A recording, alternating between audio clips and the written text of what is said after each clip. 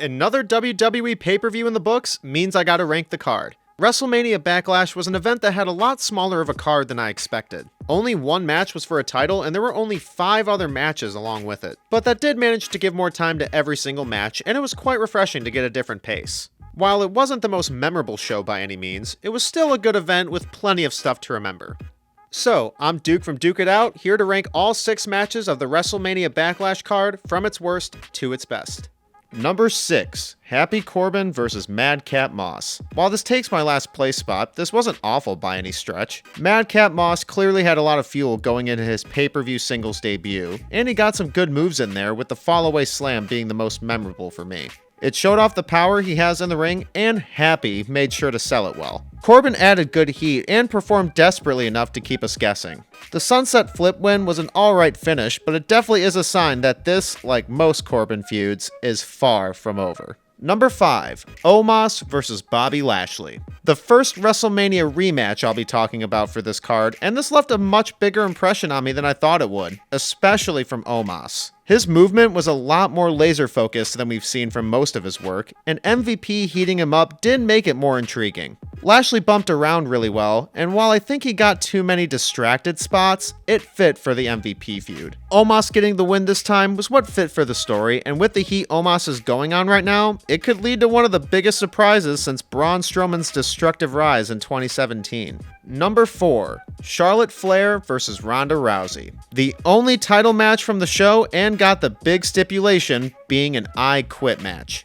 They built this match up to be a big deal, and they definitely presented it like that once it started. The action was a lot more sloppy than I would have hoped, but was definitely a more memorable match than their WrestleMania encounter. Charlotte gave good heat and knows the desperate heel tactics to a T. Ronda got a couple cool new moves in there and brought out the will to win. But I just don't think I'm a huge fan of their singles chemistry. Plenty of times it felt like they had to go on pause, and it didn't help that a lot of the extreme spots got a bit jumbled, especially the double kendo sticks. I did like the ending of Ronda saying, "I was hoping you'd say that," to break Charlotte's arm, and in the end, did what it needed to do to end this feud. I hope Ronda can get as good as singles matches with this title reign like her past matches with Nia and Sasha. Number 3, the Bloodline vs. Drew McIntyre and RK-Bro.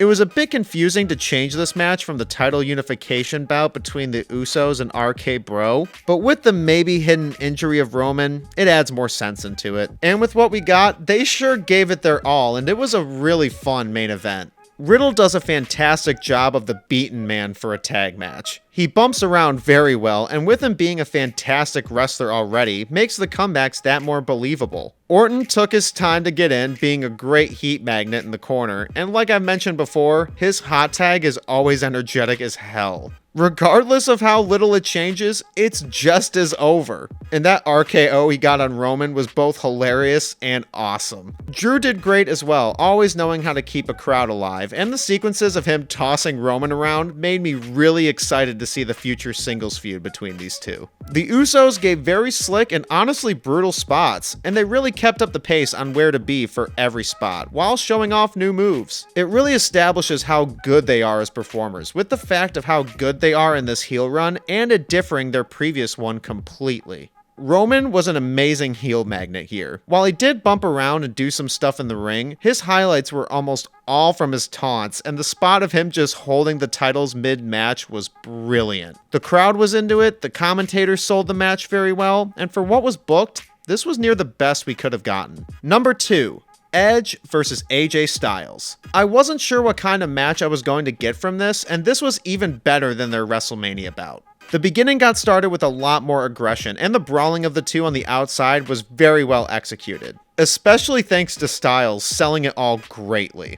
Edge continues to add such great traits to his character, mainly bringing it out in the ring with his maniacal expressions. He also gave very smooth counters, both from a grappling standpoint and cheaper tactics. Styles got a lot more dominant comebacks in this match. The high flying spots had textbook execution, and the slick techniques to his setups are always impressive. The chemistry got a lot more heated in this match, which I really enjoyed, and got very intense near falls to the Spear and Styles clash. The interference ending was a little expected, but was well done. The Balor and Priest involvement was the weaker portion, but got the great add to the reveal of Rhea Ripley as the new member of the Judgment Day. It's a terrific ad, I can't wait to see what she does in the stable, and it's a match that keeps growing on me the more I keep talking about it. And number 1, Cody Rhodes versus Seth freaking Rollins.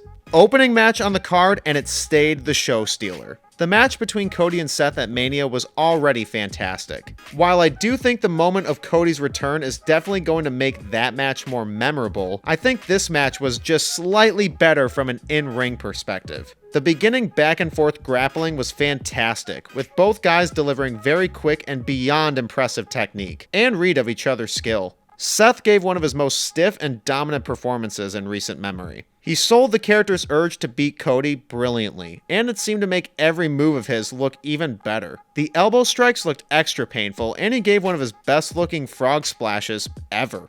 He also boosted the heel heat very well throughout, from either the cheap pins or ribbing Dusty's moveset. Cody brought the dominance right back, showing off the very intelligent ring knowledge, and sold all of Seth's offense very well, even when Cody was on the offensive side. The chemistry really clicked, learning from the previous match, and even bringing out something unique to a spot similar from the last bout. The roll-up with tights was a little bit of an off decision, but it made sense with Seth attempting it a couple of times before, and I wouldn't hate to see a third match between them. A sequel that didn't have the Mania moment, but was fantastic pro wrestling. So that was my ranking of the WrestleMania Backlash 2022 card. Thank you so much for watching this video. Please make sure to like this video and subscribe to the channel, and duke out your opinions below in the comments.